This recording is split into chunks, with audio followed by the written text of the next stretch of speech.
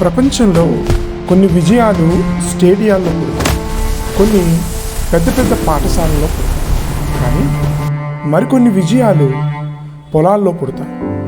ఎండలో కాలిపోయే నేలపై చెమటతో తడిసిన చేతుల్లో కన్నీళ్లను దాచుకున్న చిరునవ్వుల్లో ఒక చిన్న గ్రామంలో పుట్టిన పేద రైతు కూతురు ప్రపంచాన్ని జయించిన బాక్సర్గా ఎలా మారింది? ఆమె విజయ రహస్యం బాక్సింగ్ రింగ్లో లేదు, ఆమె తల్లి నిశ్శబ్దంగా మోసిన త్యాగాల్లో ఉంది.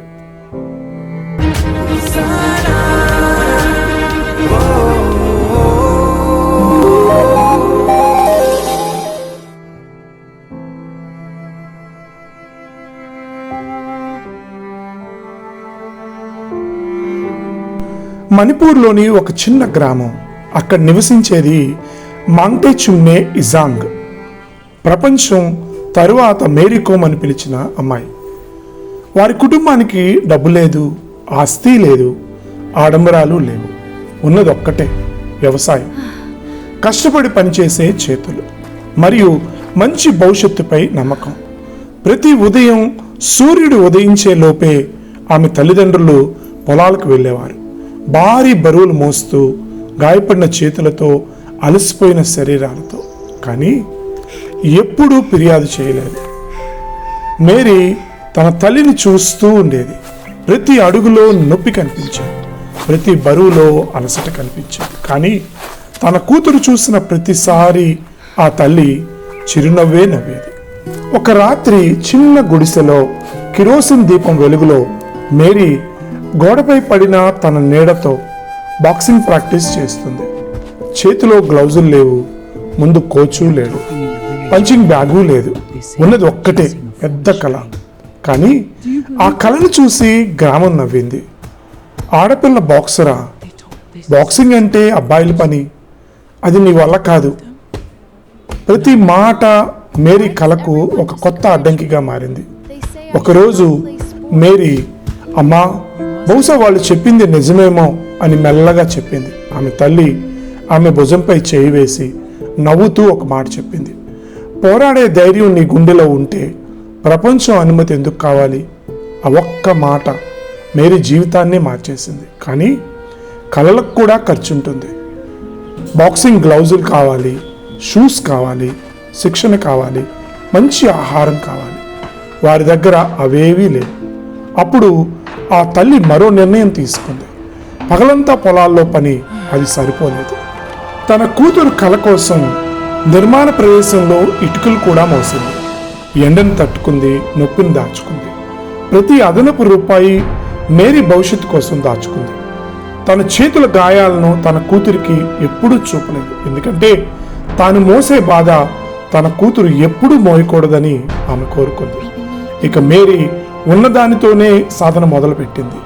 కొన్నిసార్లు చెప్పులు లేకుండా పరుగులు, కొన్నిసార్లు ఆకలితో ప్రాక్టీస్. చెట్టుకు వేలాడదీసిన సంచినే పంచింగ్ బ్యాగ్గా మార్చుకుంది. ప్రతి పంచ్ ఒక మాట చెబుతుంది. అమ్మ చేసిన త్యాగం వృధా కానివ్వదు. రోజులు గడిచాయి, సంవత్సరాలు మారాయి. ఆ చిన్న గ్రామంలోని అమ్మాయి ప్రపంచం చూసే బాక్సర్గా ఎదిగింది. చివరికి ఆ రోజు వచ్చింది. వేలాది మంది ప్రేక్షకులు, మెరిసే లైట్లు, ప్రపంచం మొత్తం చూస్తుంది. భారత జెర్సీ ధరించిన మేరీ కోమ్ విజయ వేదికపై నిలబడి ఉంది.